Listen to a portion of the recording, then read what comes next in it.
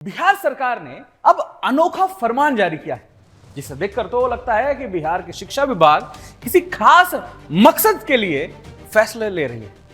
बिहार के किशनगंज जिले की निजी स्कूल में उर्दू पढ़ाने का आदेश शिक्षा विभाग ने जारी किया है। यह फरमान क्यों और कैसे लिया गया, समझ से परे है। यह शिक्षा के विस्तार का कदम है या फिर सिर्फ बिहार सरकार का उर्दू प्रेम है जो अब खुलकर सामने आ रहा है। इसे कहने के पीछे का मजबूत तर्क और तथ्य है। सोचिए, नवरात्र जो हिंदुओं का श्रद्धा और आस्था का पर्व है, इस पर बिहार सरकार ने कभी छुट्टी देने का विचार तक नहीं किया। तो क्या बिहार सरकार हिंदू समुदाय की भावना को नजरअंदाज नहीं कर रही है? क्यों बिहार में मुसलमानों के लिए शुक्रवार की छुट्टी सरकारी व्यवस्था की गई है, लेकिन हिंदुओं की सबसे बड़े पर्व पर छुट्टी देने पर कभी कोई ध्यान ही नहीं किया?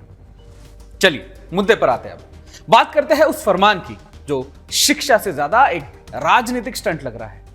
पता ही नहीं चलता कि यह फैसला सच में शिक्षा के विस्तार का मुद्दा है या फिर कोई धार्मिक एजेंडा है।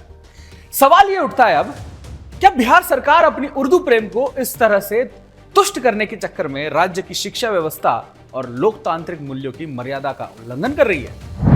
आपने देखा कि बिहार सरकार का उर्दू प्रेम किस हद तक उफान मार रहा है, लेकिन अब सवाल यह उठता है कि यह फरमान आखिर किन स्कूलों पर लागू हुआ है और इसके पीछे की असल मकसद क्या है। इस पर पूरी जानकारी देने के लिए हमारे बिहार के संवाददाता अंजनी कुमार पांडे बताएंगे आपको, ताकि आप इस सुल्तानी फरमान की असलियत और उसके दूरगामी परिणाम बेहतर जान समझ पाएंगे। राज्य सरकार के शिक्षा विभाग द्वारा निजी विद्यालयों को भी उर्दू की शिक्षा सुनिश्चित करने का निर्देश जारी किया जाने लगा है।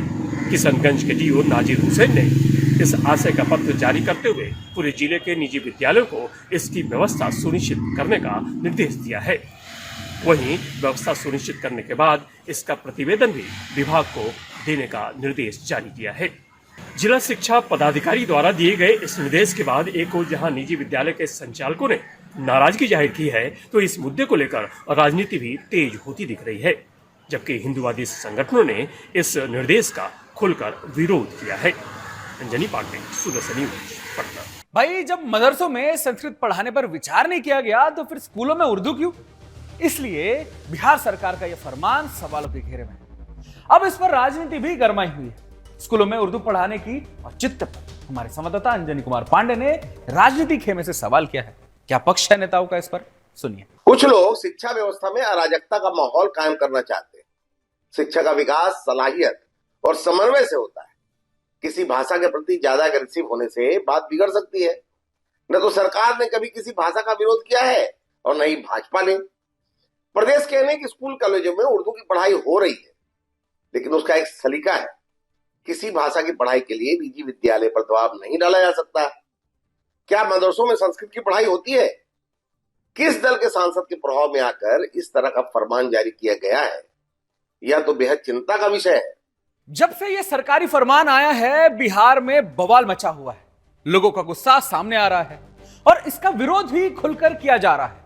इस फैसले के बाद बिहार में आक्रोश और विरोध की लहर चल पड़ी है। अब हमने जनता के बीच जाकर इस मुद्दे पर उनके विचार जाने। क्या कहना है लोगों का, सुनते हैं। किशनगंज के district education officer Nasir Hussain ने एक सूचना जारी करते हुए सभी निजी विद्यालयों को उर्दू की शिक्षा देने के लिए बाध्य करने का एक आदेश जारी किया है। यह बहुत दुर्भाग्यपूर्ण है। भारत जैसे सनातनी देश और हिंदू बहुल क्षेत्र में और इन इस्लामिक करण का यह प्रयास बिल्कुल ही निंदनीय है और ऐसे सरकारी पद पर आसीन व्यक्ति को इसके लिए कठोर सजा भी देनी चाहिए, क्योंकि ये इस्लाम को बढ़ावा देने के साथ साथ एक भारत के सांस्कृतिक धरोहर के से छेड़छाड़ कर एक तालिबानीकरण करने का ये सोचा समझा प्रयास हो रहा है। भारत देश के बिहार प्रांत में किशनगंज जिले में ये शिक्षा पद्धति और सीबीएसई शिक्षा बोर्ड के नियम से चलेगा, न कि किसी व्यक्ति विशेष जनप्रतिनिधि या पदाधिकारी के तुगलकी फरमान से।